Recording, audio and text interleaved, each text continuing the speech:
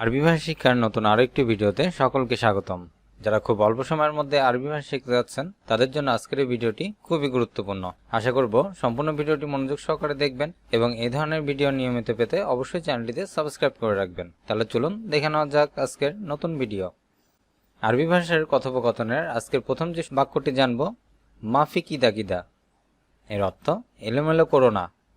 কামরাতিব, যার অর্থ বেতন কত। মিন মালুম, কে জানে। আবগাশাই, কিছু লাগবে। কালাম ফাদি, চাপা মারা। বাক্যগুলো আবার দেখে নিন। মাফি কিদা কিদা এর অর্থ এলোমেলো করো না। কামরাতিব, যার অর্থ বেতন কত। মিন মালুম এর অর্থ কে জানে। আবগাশাই, যার অর্থ কিছু লাগবে। কালাম ফাদি, যার অর্থ চাপা মারা।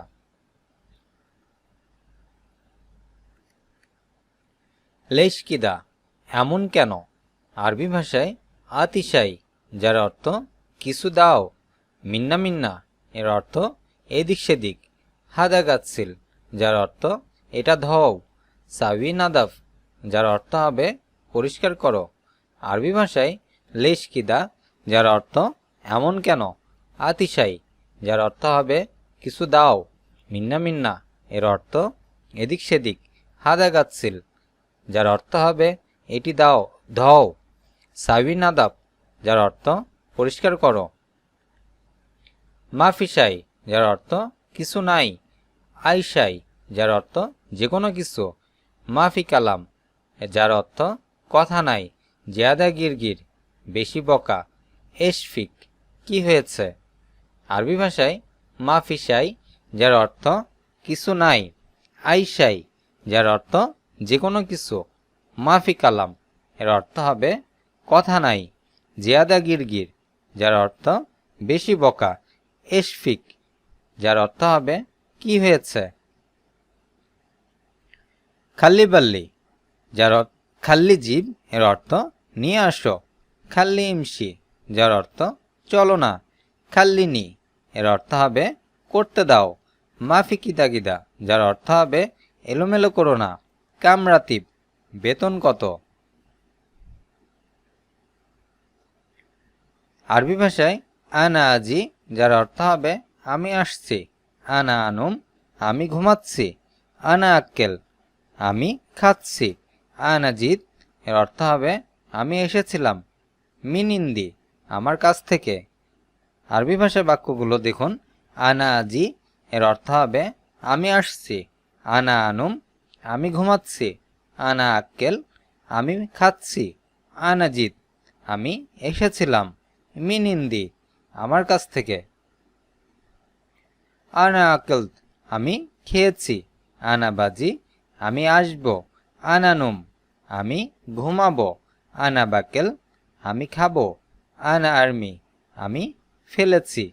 আরবি ভাষায় আনা আকল, যার অর্থ হবে আমি খেয়েছি। আনা বাজি, আমি আসব।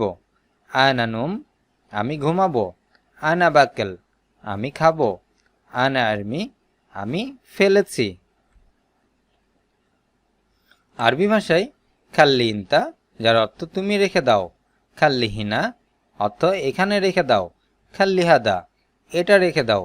খাল্লি বাল্লি, বাদ দাও বা কিছুই না। মাফি গিরগির, বকবক করো না। আরবি ভাষায় খাল্লি ইন্তা, যার অর্থ তুমি রেখে দাও। খাল্লি হিনা, এখানে রেখে দাও। খাল্লি হাদা, এটা রেখে দাও। খাল্লি বাল্লি, বাদ দাও অথবা কিছুই না। মাফি গিরগির, যার অর্থ বকবক করো না বা বেশি কথা বলো না। আরবি ভাষায় গেরিব শুয়াইয়া, যার অর্থ একটু কাছে। কাতির নফর, অনেক লোক। ইজলি সেনা, এখানে বসো। মিতা আক্কেল, কখন খেয়েছ।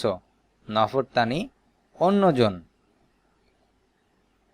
আরবি ভাষায় গেরিব শুয়াইয়া, যার অর্থ একটু কাছে।